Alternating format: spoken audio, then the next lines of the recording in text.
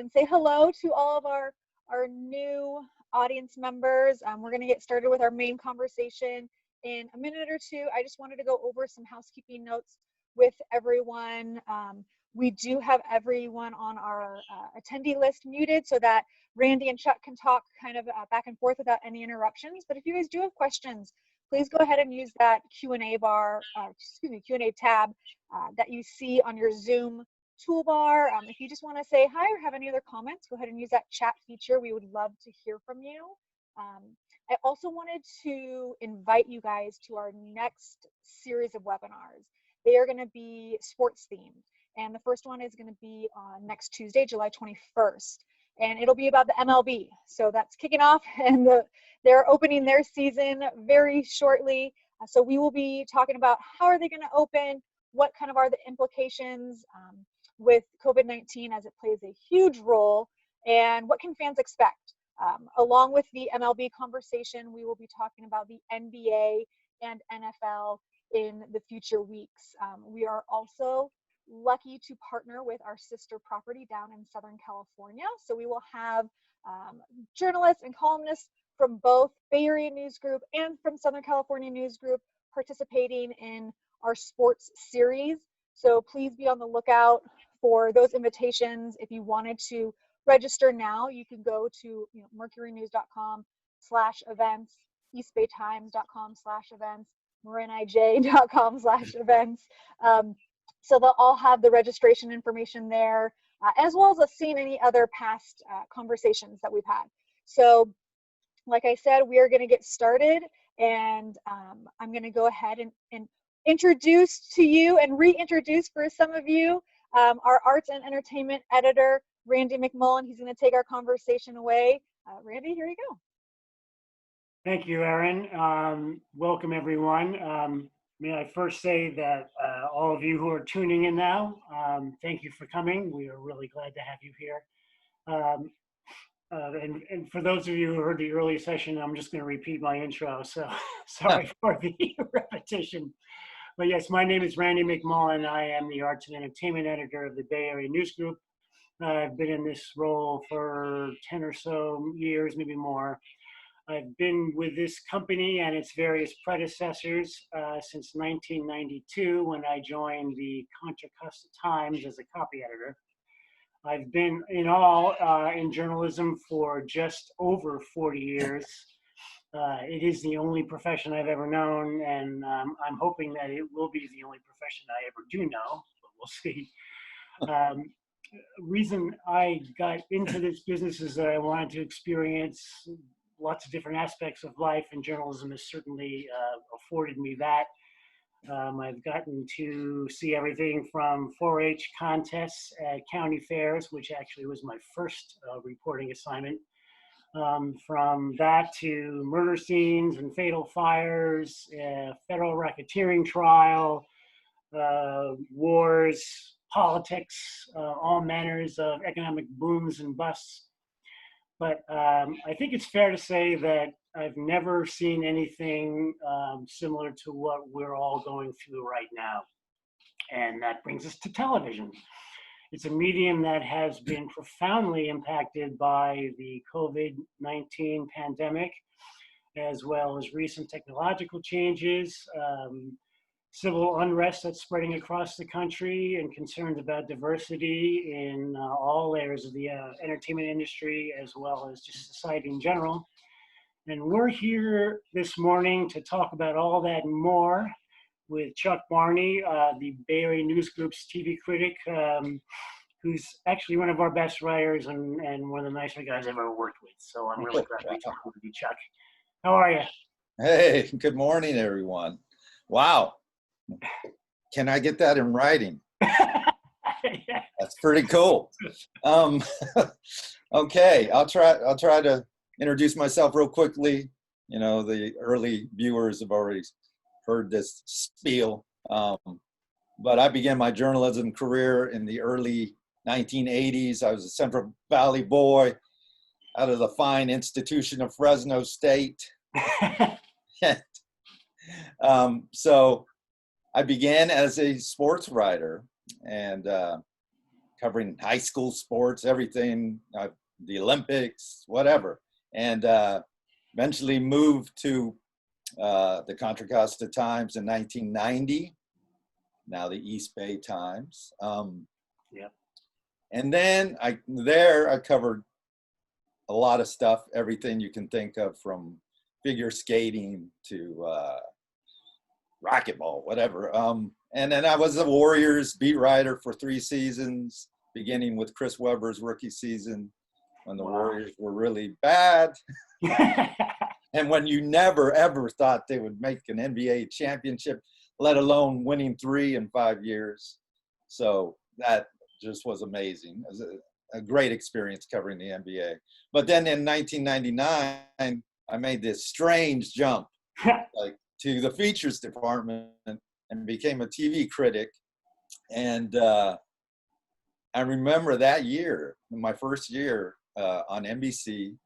NBC had ER going, and then they added Freaks and Geeks, still one of my favorite shows. Yes. And The West Wing. And I was thinking, whoa, it's like, this is network TV. This, if it's like this is going to be a treat. Now, of course, fast forward years later, ages later, network TV is not where the great shows are usually. And now the best stuff is on streaming and pay cable. And it's been a wild ride. I've seen a lot of changes in this business, but let's roll. Okay. Let's roll. Well, let's talk about summer TV, which summer TV used to be like, didn't mean anything, but now it seems to me like that summer is the new fall. Yeah. And that so many networks and cable channels and platforms are unveiling new shows. Maybe it's because they wanted to reach the sheltering at home crowd or whatever, but it just seems like there's a lot of new content out there for people to keep track of. And that's what you're paid to do, Chuck. So what out there right now has seemed really good to you? What are the best of the new shows going around out there? Well, there are good shows out there, and one is Never Have I Ever. That's on Netflix, and I'm not even going to attempt to pronounce this woman's name, but it's a coming of age show, co-written by Mindy Kaling, kind of based somewhat on her upbringing as a youth, and it's a high school coming of age, and this is just really good show, a really fun, hilarious show, and they take the teen comedy in directions you don't expect. One of the things about it, it's narrated by John McEnroe. It's like, really? What? You know what?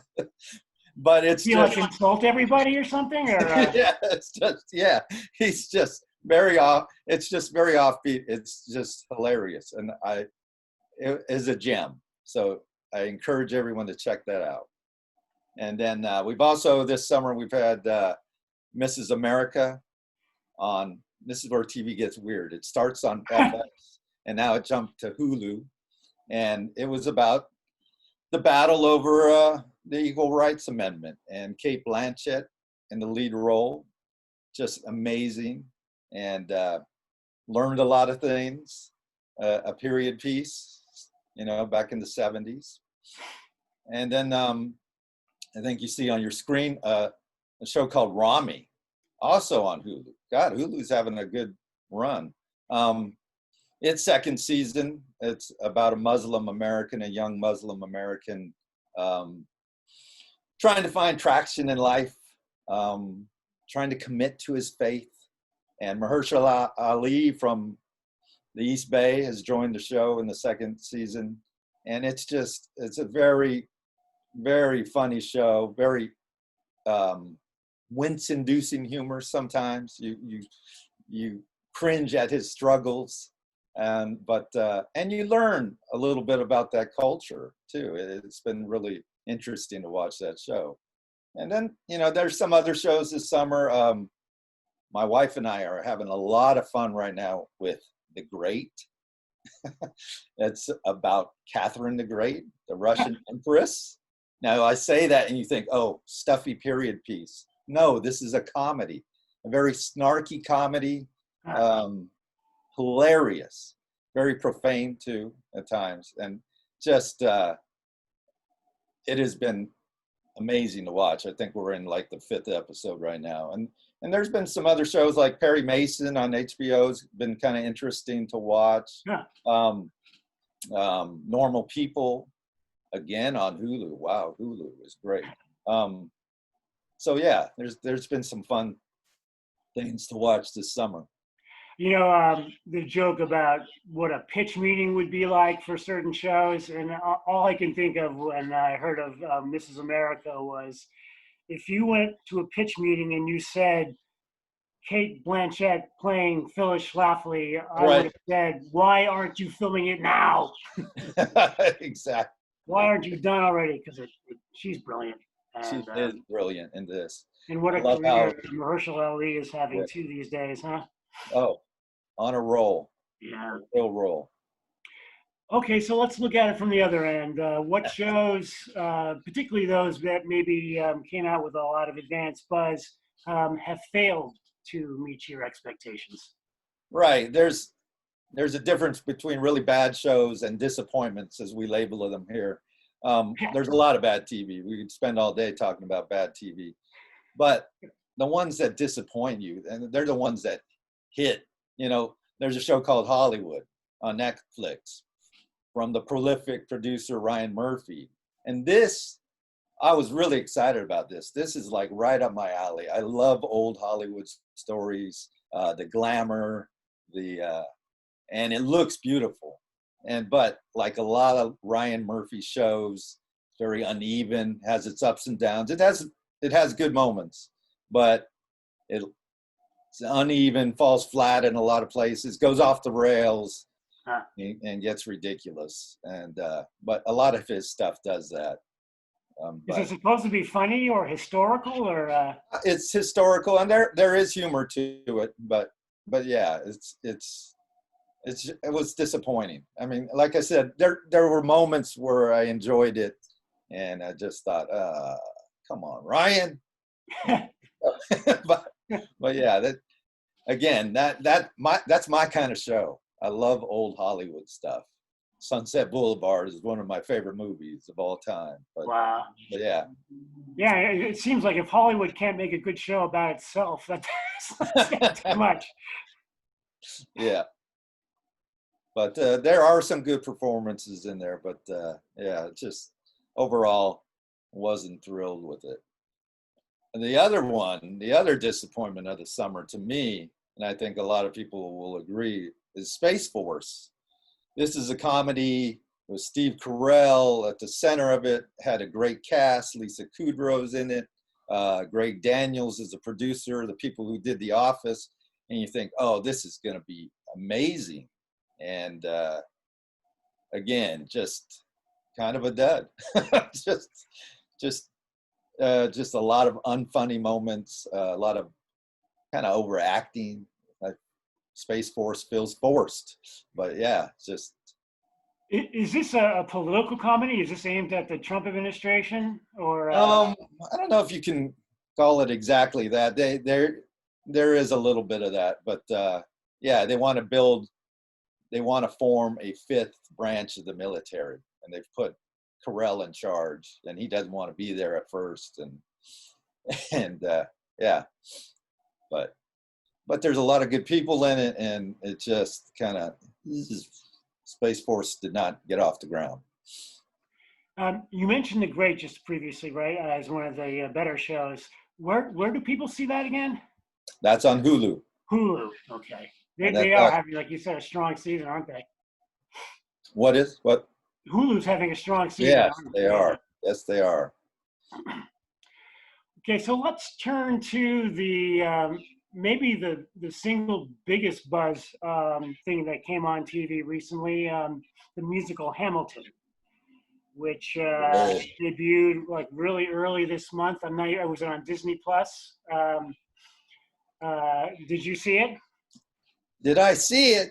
I've seen it like 3 times already. I saw it in the theater twice. I think my wife and I have seen it 2 times on Disney Plus, and maybe 2.5 times. We bounce around the $10 Founding Father Without a Father. Loved it. Loved it. Okay, well, I'm glad you mentioned that you saw it in the theater. As difficult as it could have been to get, as it was to get tickets for the San Francisco run, I was fortunate to see it a couple of times there myself. One of the things that struck me about seeing it in the theater was just the sound and the force of it, which kind of reinforced the idea that you were watching something unique, new, and just fascinating and fun. Does the televised version, in your opinion, match that sort of kind of house-filling sense of thump and wonder? And Yeah, you're right. That it loses, that communal feeling, that energy, that power, as you say, the thump. That's a great way to describe it. So you do lose that. But I would say that there are pluses to this version too.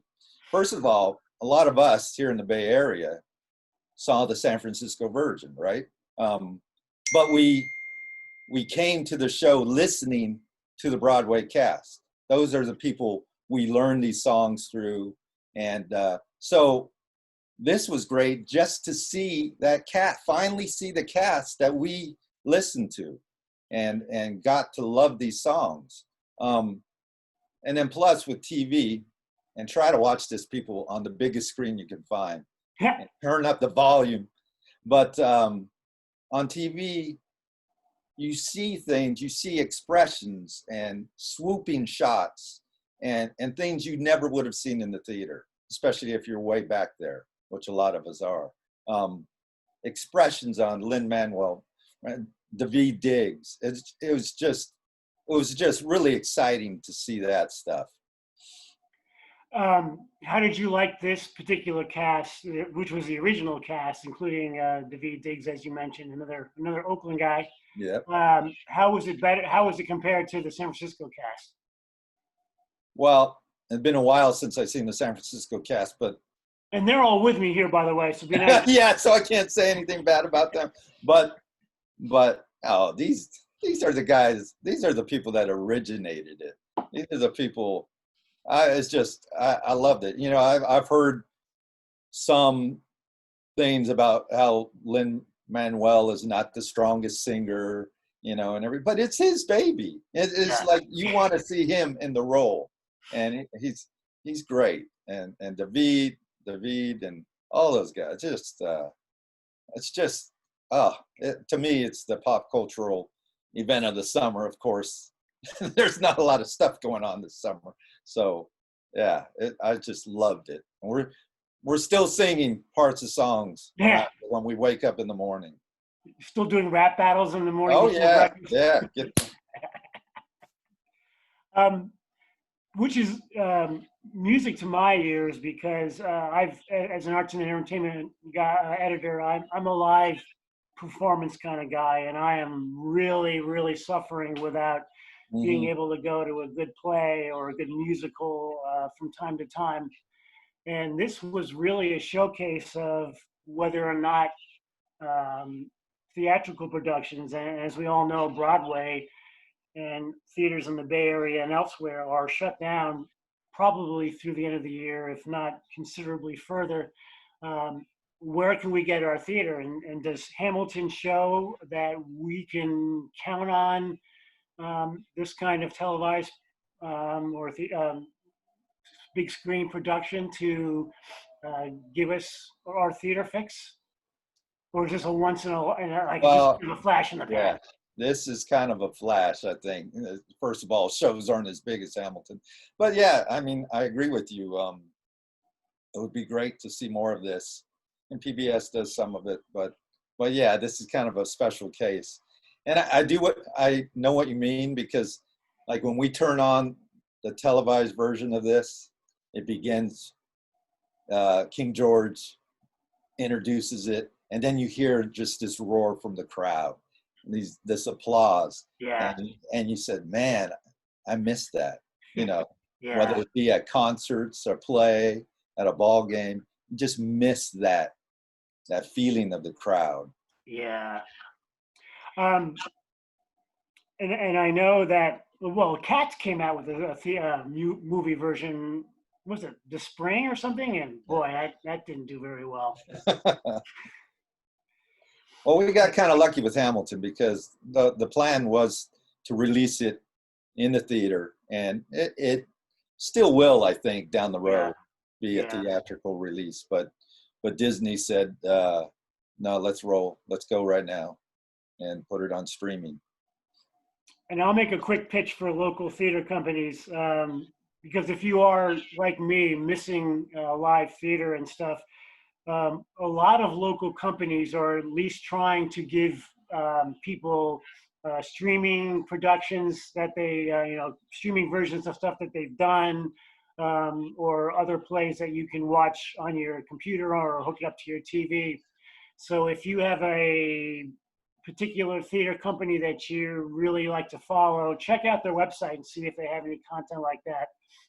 In some ways, that is the only way that they can make any money through either donations or small stipends. So if you love live arts, the only way that they are going to make it through this rough period is for people to support them and at least check them out every now and then, see what they've got going on for virtual programming.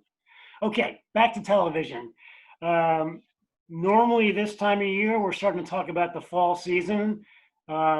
I don't know if that's a discussion to have right now, but because I don't know, I mean, is there going to be a fall season? Hold your breath, cross your fingers. Hopefully there will be. Right now, nobody knows what it'll look like exactly.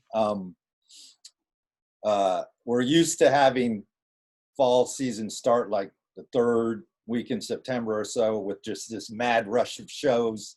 That's probably not going to happen. You're probably going to see more of a trickle, a staggering of shows coming out when they can get ready.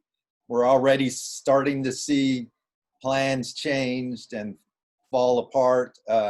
Just yesterday, CBS says we're pulling Survivor off the fall schedule because we can't get it done safely and in time. So I think you may see a fall season that kind of trickles into December. You know, it just really depends on how this production, the rules go and the regulations. I was telling the earlier viewers that Hollywood has a lot of guilds, labor unions involved, and so that kind of creates a mess. But we're starting to see soap operas go back into production, so that could be a good sign. And a lot of fall, and people don't realize this, fall doesn't really start shooting anyway till August, and so we got a little time. But I don't like the way those numbers are looking on. Yeah, I was gonna say, I mean, if they're pushing stuff back to December and whatever, what are we gonna watch in September? A lot of reruns. You know, we're seeing networks kind of bracing for this. They had shows. Some networks had shows that were supposed to come out this summer, but they held them back for the fall, and they're even like in a couple cases they're buying shows from like Canada and things like that. Wow. That were already in the can.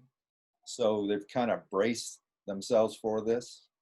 But yeah, it's going to be very interesting to see how this all comes together. Even assuming that we eventually get back to something approaching normalcy, is the fall season kind of dead anyway? I mean, with all these new platforms, with all these new places, places offering new content, why should they play by the same rules as cable and network TV have been doing for years? Why not just say we're going to introduce everything in August from now on? Screw fall. I want people to know that Randy's been asking me this question for at least 6-7 years, whatever. But But yeah, you would think that with all the streaming services and all that, the cable, they go on their own schedules, that fall would be a thing of the past. But no, it's still, we still have the fall rollout of network shows, because that's the way it's always worked. I guess, obviously we have shows coming out all around the year now, but they still like to roll out new episodes, new shows in September, when people are theoretically going back to school, when the weather's getting cold and people are in their homes more. So yes, we still have that fall season. But you're right, it is all over the map a lot more than it used to be. Well, let's go, for the sake of tradition, let's look at the fall season, or what has emerged so far. Is there anything that stands out to you as stuff that you should really look forward to? Now, I'm going to preface this by telling people that usually by now, I've seen most everything that's going to come out in the fall. They shoot their pilots in the spring. They announce their schedules in May, and then they start giving us screeners to look at. And but no pilots were shot, obviously. So they made a lot of their decisions just on scripts, which hopefully we may see some bad TV. I don't know, but because they're not looking at pilots this year. Wow. Well, we have on the screen, I don't know if I'll like this show. I'm not a big SVU fan or a Law and Order fan, but I wanted to bring it up anyway because I know a lot of people are. There's a spin-off of SVU with Christopher Maloney reprising his Stabler character, and I know a lot of people love that character. A lot of people love that show, so I expect that to be a big hit for NBC. And then we have things like, again, off-network. There's a Aretha Franklin miniseries coming to Nat Geo of all, and that's Cynthia Erivo in the title role of the Queen of Soul. Wow. And I'm really looking forward to that. There's some other things too, like there's a HBO miniseries with Nicole Kidman, a thriller written by David E. Kelley, and that was supposed to air this summer, but they held it back for fall. So that'll be coming. And David E. Kelley, who's kind of had a resurgence in his career with Big Little Lies, has a show on ABC called Big Sky. It'll be a thriller. So looking forward to that. But again, haven't seen anything. Has anything snuck through that looks like it's going to be just a total disaster? I think we have on our screen Swamp Thing on the CW. And it's just, it's based on a DC comic. I just threw that out there. I have no idea what it's, if it's going to be any good or not, but it just sounds horrible. And again, this is something that these networks are doing. Swamp Thing actually premiered on a little streaming service, Warner Brothers streaming service, DC Comics, and it got pulled off of that. It didn't do well on that, but so now they're going to put it on the main network. So I don't know. We shall see. And then I think we have a sitcom again. It's hard to say whether this is going to be good or not, but Positive B, I think it's called. With Thomas Middleditch from Silicon Valley, which I love. That's who that. I thought I recognized. That's who that is. Yeah, okay. And it's one of those odd couple pairings. It's a Chuck Lorre comedy. Chuck Lorre is hit or miss. Gave us Big Bang Theory, gave us 2.5 Men. 2.5 Men, yeah. Shows I hated, but it's like one of these odd couple get-togethers. Like he has to have a kidney transplant. And he gets this woman's kidney, and they become an item, I guess. So Oh. again, I haven't seen it, but I like, oh, okay. So I have this theory that before the pandemic hit, in even going back a few years, it seemed like dystopian societies were the thing. You know, it seemed like every show, Walking Dead, all that, it just Right. was. And so we went through that, and I got sick as hell of zombies and the undead and dystopian and stuff. And then the pandemic hits, and everyone thinks, oh, it's dystopian again. But Oh, they've kind of beaten that thing dry, haven't they? oh, I'm with you. I'm with you. I'm done with that too. I'm done with The Walking Dead. I bailed out of that thing a few seasons ago. But yes, Yeah. I'm totally with you. Kind of became like the what happened with after The Sopranos. You see all these bad boys, you know, the anti-hero. The anti-hero, yeah. You know, and some of that was good for a while. You know, Breaking Bad, one of the best shows ever. But then it gets old. Yeah. Yeah. I know Brave New World now. There's a new adaptation of that coming out. And that's like a classic book. I mean, I had to read that. It was like one of those books that you got assigned to read in school. It's, hey, they actually make you read some good stuff every now and then. But I know that's getting good buzz. But again, it's like, it seems like either the world sucks right from the start, or it's a utopia and you know it's just going to go. Exactly. But I guess, I mean, I don't know what other themes there really are to deal with. Although, as I mentioned in my intro, the whole civil unrest thing, Black Lives Matters, diversity, that really has taken hold of the public discussion. And maybe it's too soon, but I'm wondering whether you are seeing any evidence of that in TV, either casting or new shows being assigned or whatever. To me, that's going to be a very interesting trend to watch in the coming months, years, how that affects it. What's funny to people who cover this industry is like we've been on the networks to do this for years. I mean, years ago. I mean, for years you've heard, when is The Bachelor going to have a black lead character? You know, when are you going to make your cast more diverse? Why does Friends have 6 white people living in New York? You know, the most diverse city. But so we've been saying this stuff for years, and then all of a sudden it takes this, George Floyd dies, and all of a sudden you're seeing these things happen, which is encouraging, but it's also frustrating. It's like this stuff should have been in motion for a long time.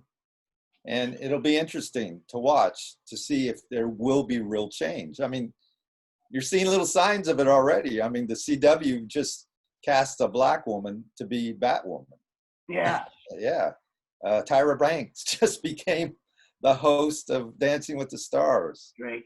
And what's encouraging to me is, you know, the cop genre on television is the biggest genre there is. The most popular genre, more cop shows than anything. And you're starting to hear writers and producers say, well, we want to introduce some of this into our storylines. Like even comedies like Brooklyn Nine-Nine. You heard Andy Samberg, our Berkeley boy, the other day come out and say, we've torn up our early scripts. We want to address this in our storylines. So it'll be interesting to see. But like I said, we've been calling for this for years. I mean, if you've ever come down to our TV Critics Association press tour in LA, we do these press conferences, and people constantly are on these network executives about where's the diversity in your show. Yeah. And I used to work. I'll give you a quick anecdote real quick. I used to work with the guy who created The Bachelor. He used to be a sports writer. Oh, really? Side by side for a while. Wow. And then he went off to Hollywood and created The Bachelor and got real rich, made a lot more money than reporters do. But every time I've seen him, it's been like, hey, Chuck, what's going on? Hey, what, big buddies and stuff. And in 1 year, I said, so when are you going to have a black bachelor? Oh, I don't know. We'll see. Uh-huh. And I said, no, I'm serious. When are you going to? He walked away. He didn't want to hear it. The people had just been bombarding him with this. Yeah. But yeah. I take it all like law enforcement reality shows have been taken off the air. Will they ever return? Maybe with a different focus, maybe with a different approach? I think they will. I mean, I have no idea knowing for sure, but I think they will because people love that stuff. They're cheap to make. But yeah, you're right. They may take a different approach to it, whatever. But I don't think we've seen the last of shows like Cops. Do you think the scripted police procedural and those kinds of things are going to wane in? I mean, I know they can try to update them, but maybe people are just getting tired of them altogether. Of the cop shows? Yeah. They'll always be popular, huh? Yeah. No. Yeah. They're like the Westerns of old. The cop shows are they're all over the place. Let's take a worst case scenario now, not with cop shows, but let's just say that Hollywood, for all its attempts to try to come up with a working system that people can work on new shows and maintain safety precautions, let's say that things just don't change for 6 months to a year. What's going to happen to television? Wow. Your guess is as good as anyone's. I think you'll see a lot of reruns. I think you'll see a lot of these kind of specials, which we saw in the last few months where people try to do things virtually. We saw a lot of these variety music shows where people did performances from home. You might see some documentaries, that have been sitting on the shelf or aired elsewhere. I mean, they'll fill the time, but it may not look like anything we're used to seeing. And does it ever get, I mean, like, again, so many of these drama shows, they're interrupted in the middle of a story arc or whatever. Does it ever get to a point where it's been so long that you can't, I mean, like, you have a story arc that somebody now is like, they would be 105. So it's really how much you can do with their character. Is that, I mean, are they going to have to abandon these kinds of things? And they might have to. They might have to. We were just talking earlier about how Empire was in its last season, right? And it was supposed to end in May or so, and they had all plans a certain way to end the story. And then the pandemic came, and they had to cut it short by 3 episodes. And they said, no, let's just pack it in. Forget about that wild ending we had planned or that cliffhanger, and so, yeah. I mean, I don't know if any directors or producers or actors right now are doing any talking at all. I mean, isn't this the time of year when you normally do your summer press guide, your press tour thing? Right. Is anyone talking about, geez, I don't know if television is going to survive this. I mean, movies are in trouble, TV's in trouble. People are going to watch something, right? Yeah, no, I think, not me. I mean, I think right now everybody is hopeful. Yeah. We'll have to see, everybody is hopeful there'll be a fall season. You're right. Normally right now I'd be getting ready to go down to Hollywood for our TV Critics Press Tour. That's like an event of like 2 weeks where we stay, hunkered down in a hotel, and we meet with producers and actors and visit the sets, the studios, and we're getting ready for the fall. We're seeing what's coming up in the fall. And obviously we're not doing that this year. Yeah. Got to stay home. My wife is very mad. That was her break to watch HTV. She said, I finally get the TV. Wait Wait a minute, you just stay home and watch TV all the time anyway. No, I'm talking about her. I'm talking about her having me out of the house for 2 weeks. Oh, Now that won't happen. yeah, those wild parties are gonna stop. Huh? Because she never gets the TV. So like when I go down to LA, she says, "Oh, I get to watch the Home and Garden and the Food Network." But anyway, getting back, yeah. So that's not happening. We're gonna do some of that virtually. So yeah. That should So be fun. we'll see. What they've got planned. We're gonna do some of that in the coming weeks. But yeah. But this is all coming at a time when the business is revolutionizing already with all different kinds of streaming devices and streaming platforms and new channels. It's almost like, especially now, there's really no difference between a TV show and a movie anymore. Is the pandemic basically adding fuel to that? Again, we'll have to see. I would argue that in a lot of ways, television has surpassed movies in some ways. As in when I go down to Southern California for these things, I hear actors over and over saying, "I love being involved with this TV project, like this mini series or something, because we can tell real stories. Yeah. That go on for a few episodes where I could dig into this character and." We don't have to do a comic book movie. So, in a lot of ways, TV is where a lot of the creativity and quality is. I mean, if you watch something like Normal People on Hulu, that was just extraordinary, but yeah, we'll see. We have to see. Do you think people will ever demand to see stuff on a big screen, like a big movie screen anymore, or are they going to go away? I mean, I'm a movie fan myself, so yeah, I think that'll always be there in some form.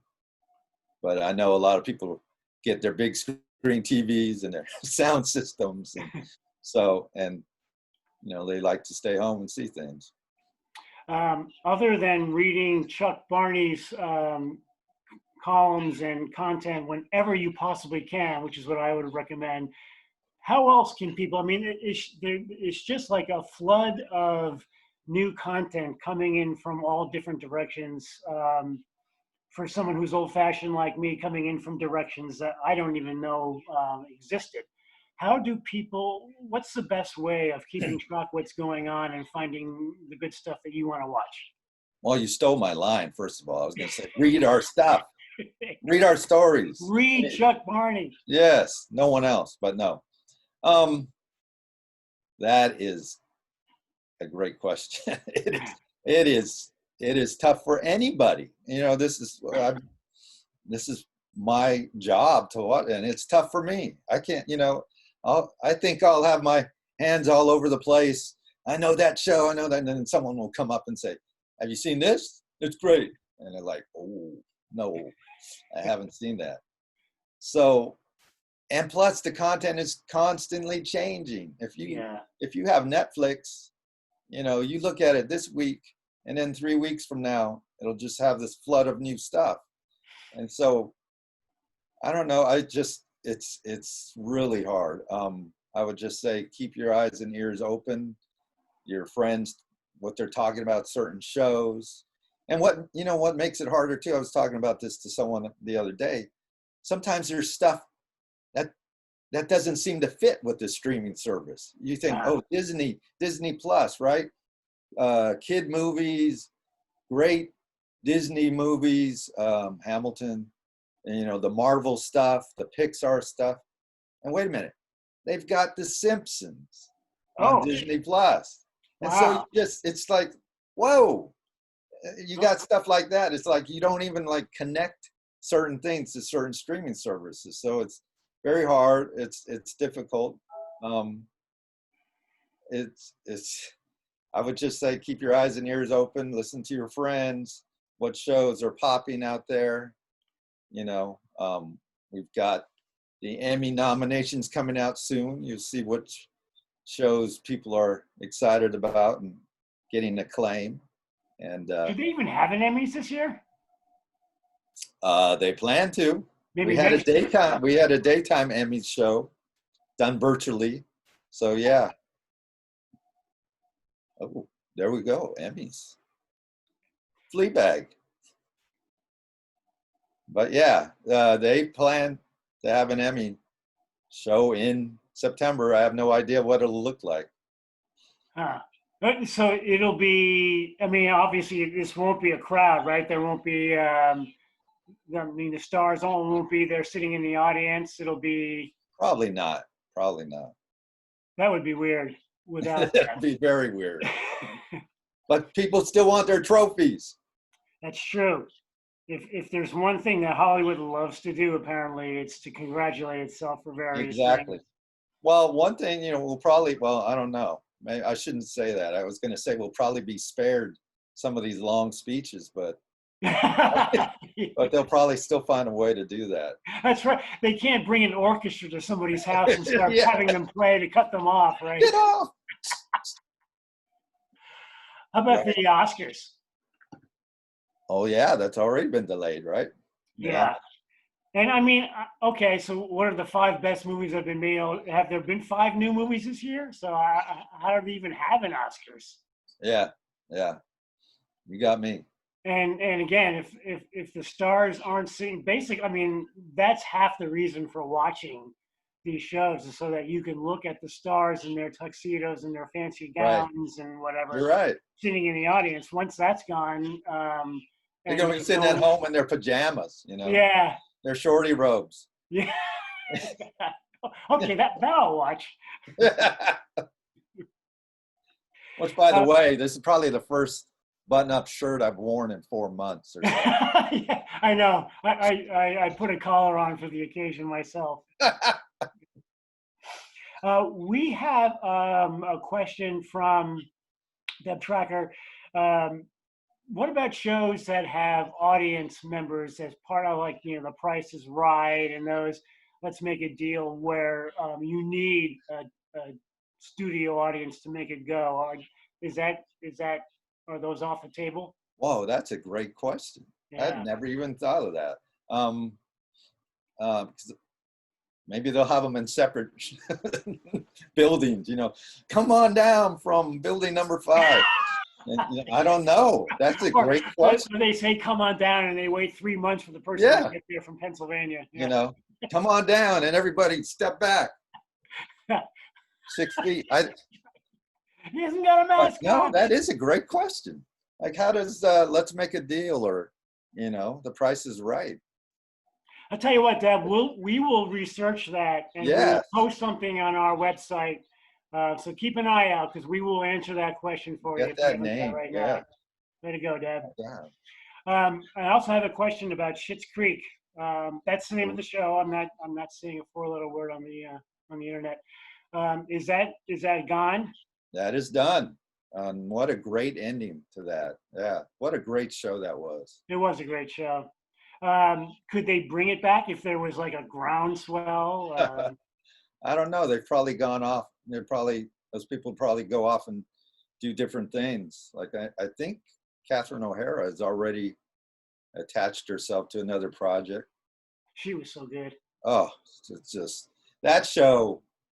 Now, see that I feel guilty about that because that was one of those shows that I was a little slow to. It's like, Yeah, me too. whatever. Yeah, Schitt's Creek, whatever. I even remember seeing the pilot or something and not being that excited about it.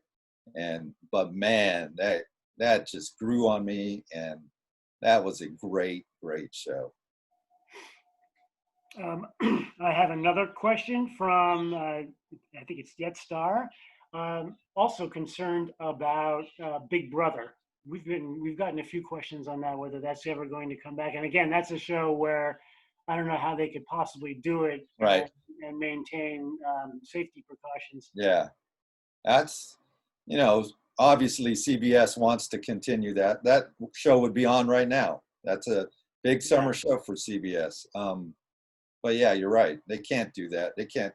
I mean, out of all the shows like that, Survivor, where you have people just you know, clustered together. Yeah, I mean, I know CBS wants to continue that, but they can't get that going right now. We also have a question about the Hallmark Channel. Uh-oh.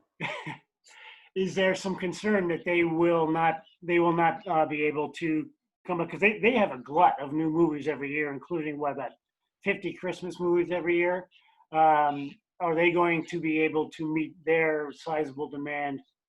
That growing in population, popularity, aren't they? Yeah, that's a great question too. We're gonna have to take these down, Randy, because a lot of those shows are shot up in, a lot of those movies are shot up in Vancouver, British Columbia during the summer.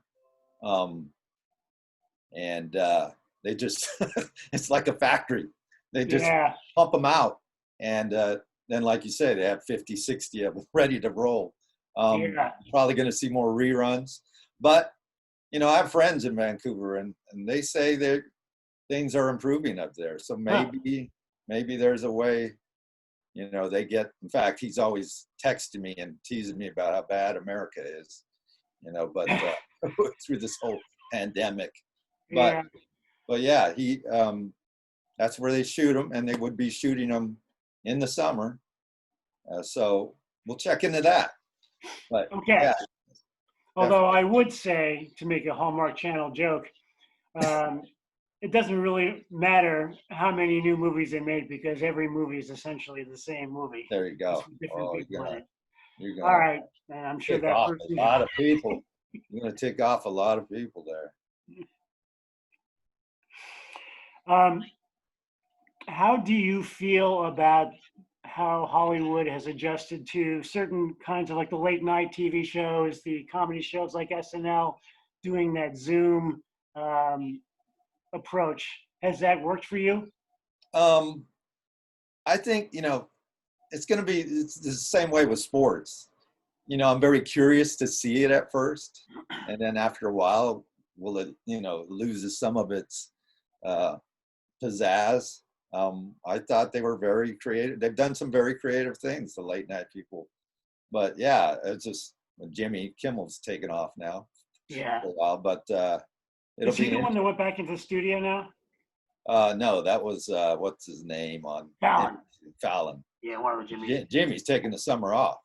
He did a few and then just said, "Okay, I'm out of here." But no, I think I've liked some of it. It's been interesting how they've played into it. You know, you see Colbert in his bathtub or whatever, you know. So they've had some fun with it. But yeah, after a while, I think, let's get back to the studio. Let's do some real shows. You mentioned sports before, so let's open to that topic right now, because not only is sports a big part of TV, but you are a I'll say rescued former sports writer. Yeah. How are you feeling about the way that sports is trying to maintain its semblance of seasons and public front? It's gonna be very interesting to watch. Both basketball and baseball are attempting to come back at the end of July. And again, I'm very curious to see what it looks like, what it feels like. Life in the bubble, you know, in Orlando. And it's going to be strange. I mean, I want it to come back. I feel like this will be a good diversion for a lot of us. You know, we want to watch something fresh, but it's just going to be weird. Yeah. I'm a big baseball fan, and you know, I'm mourning the loss of it. Like, even if they come, you know, when they come back for their 60 games, you know, I have A's access pass. I hang out at the treehouse at the Coliseum, you know, and I'm gonna miss it badly. And I don't know if 60 games on TV with no fans in there will really do it for me or not. Yeah. I would say too. I mean, again, it's not the same as an award show, but watching a game without any fans in the stands, I'm not sure it's going to feel like a real game to me, even if it does count as a part of a season. That it's not the same. Yeah, especially I was telling this to someone the other day. I've been watching some UFC fights. I was never a big UFC fan, but Uh, losing out on sports, I'm starting to watch it. And to me, having no fans for that kind of event doesn't oh bother yeah, me at all. Doesn't yeah, bother me at all because your eye is on that octagon, right, right. on two fighters fighting, and and the crowd, big deal.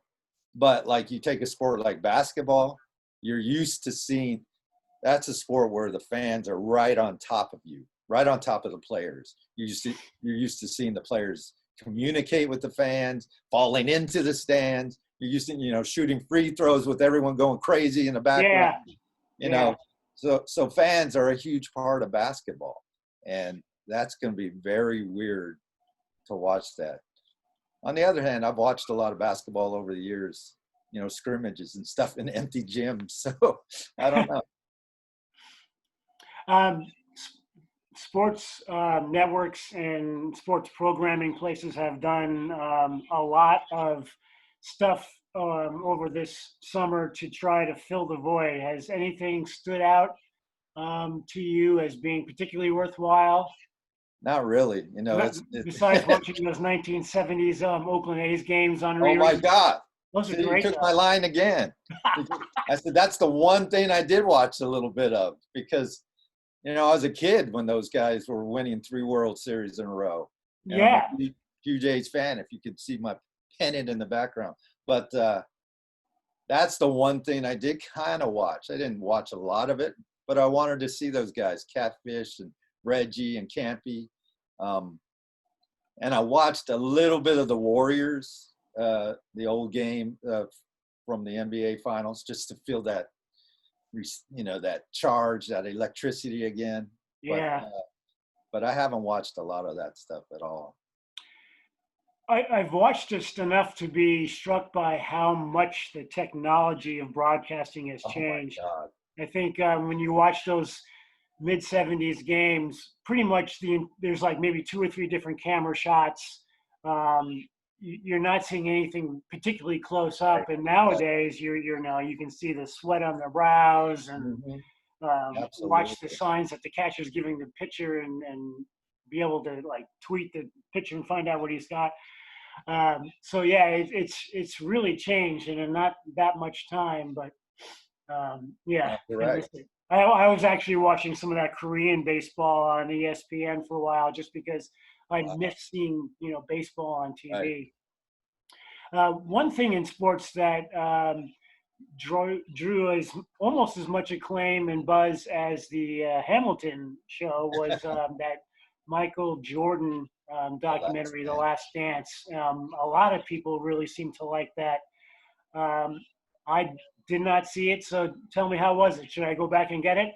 Can I I go read? loved it. I loved it. Again, well, I'm a big NBA fan, so and I love, that took me back to when I was covering the league because I covered the league when Michael was playing, and it was a great reminder of his. It was a reminder of his greatness, just reliving that. And I think sometimes these days we get involved with all the new players and stuff, and LeBron, and they're great too. But to see Michael in his prime carving up people and the intensity with he played with.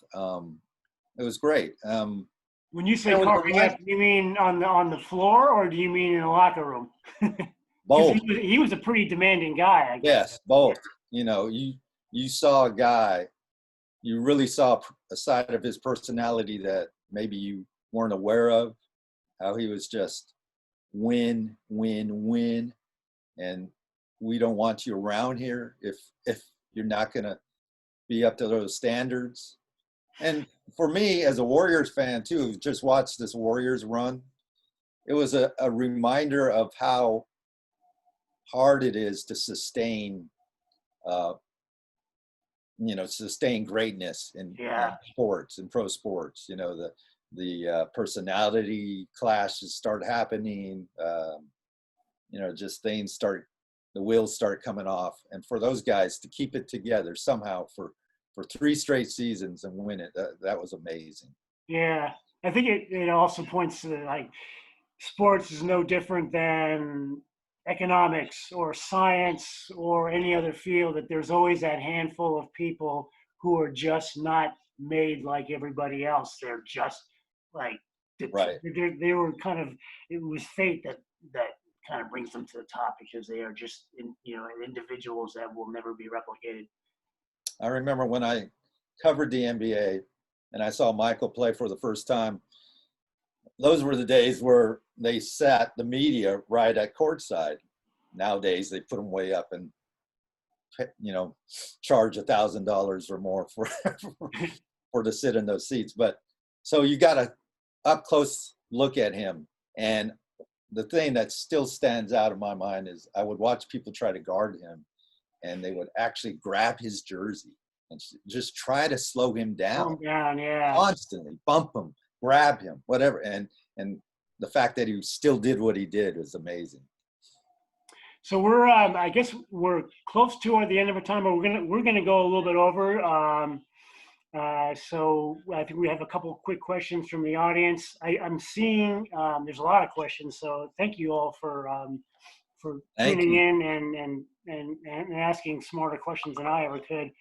I'm seeing a lot of questions about streaming services, whether there's any in particular that you feel are really worth the money and good places to start if you're like, say, like a novice like me and want to find something really interesting and new to watch.